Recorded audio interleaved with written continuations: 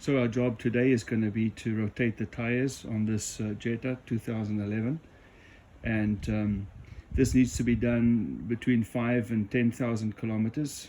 I do mine every 10,000 when I do the oil change and the oil filter. So I did that yesterday. Today I'm going to do the tire rotation, and I'm going to show you guys how I do it. There are many ways to do it, but I'll just show you the way that I'm going to do it. Thanks. So the tire rotation on this vehicle, according to the owner's manual, is to go, if this is your vehicle, and if that's the front, and if these are your wheels, it's going to be very easy because the front one is going to go to the back and the back one is going to go to the front. Just like that. So we'll lift up the vehicle on this side, we'll swap these two out, then we'll go to that side, lift up on that side, and we'll swap those two out. The torque on these are 88 foot-pounds, and we'll do that right at the end. So the tools you're going to need for this job is, of course, you need a jack, and then you need some jack stands, and then you need a wheel spanner to take off the lug nuts. You might need a pick or something like that to take out some of those decorative caps, the plastic caps that are on there.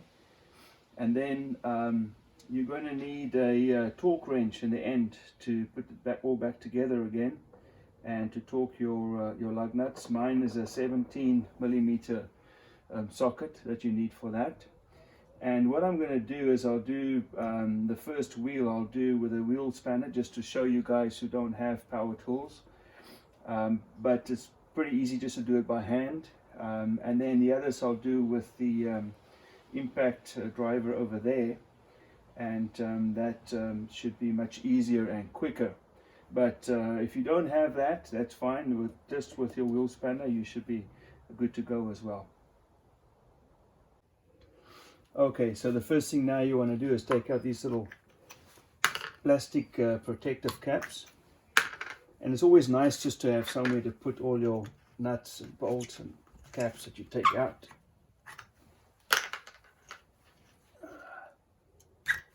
There we go. And then we're going to just break loose these lug nuts before we raise the vehicle, because while it's standing now, you know, it's using the weight of the vehicle to keep the wheel in place. So as I said, I have a 17 millimeter. So if you use a you could use a breaker bar, and you could use a ratchet for that. But this comes, you know, with your vehicle. This is pretty easy to use. So yeah, we just want to break these loose, and we go in the star pattern.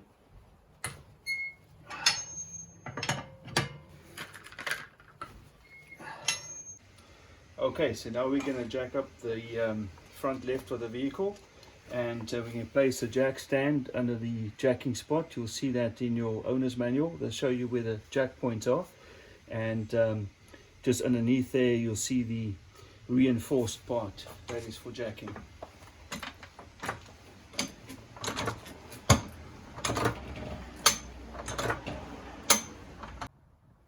So the rear left wheel is also going to start lifting up even as we jack up the front left. This is due to the construction of the vehicle, and you don't need to bring it too high. Just like that's good. And then we'll put a jack stand in there. So now we'll just put a jack stand here in the back, and we'll just drop the vehicle down a little bit to rest on the jack stand, and then we've got both wheels off the ground so we could do the swap. So here in the front of the vehicle, we're just going to put a second jack stand just as a precaution, but I'll leave the jack on because I'm not going under the vehicle. I'm just going to be working from outside on the front wheel. So now it's just a matter of getting these lug nuts off here, and they should come out pretty easily.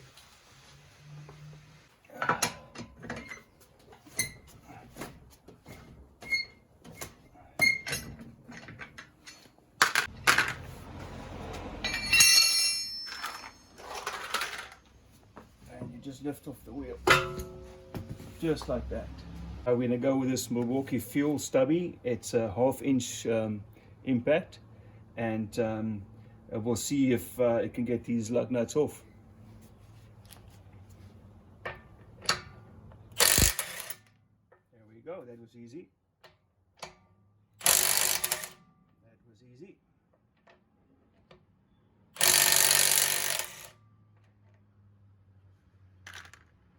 No problem.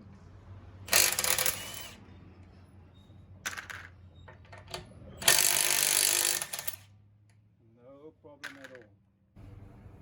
So now it's time to reinstall the rear wheel. This is the front wheel now that we're putting on at the left rear here. And I'm going to use this peg. I've never used this peg before, but this is going to make it easier for us to get that wheel on.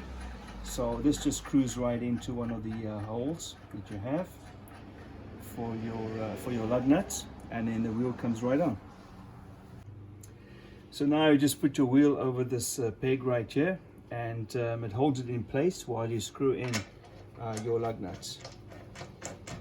And you can just do this by hand. Once you've got one lug nut in, this can be removed and the others can be placed in.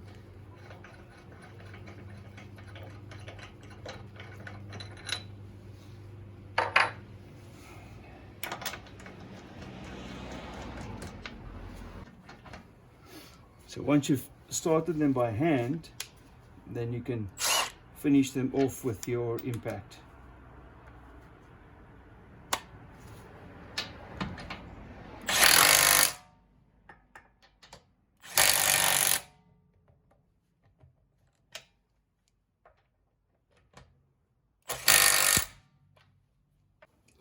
So now we put in these bolts, and you first put them in by hand.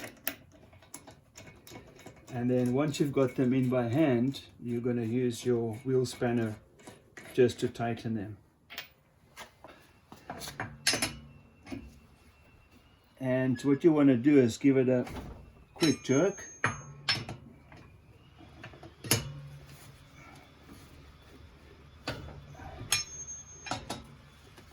You're not trying to tighten them too much, but you want to get them nice and tight like that. Once we drop the vehicle to the ground, we'll torque these and get them to the right specs.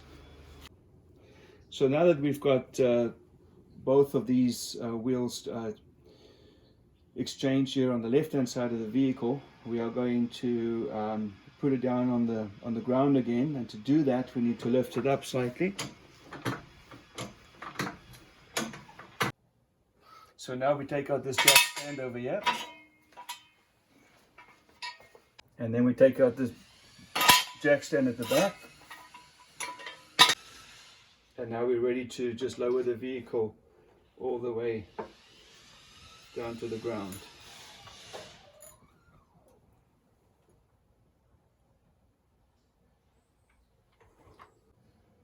Okay, now we've got the vehicle back on the ground, and we just need to torque these up to 88 foot-pounds, and we'll go in a crisscross pattern again.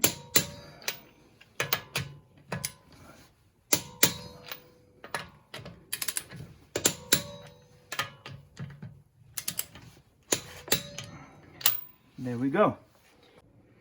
So now we come to the rear of the vehicle, and we do the same thing.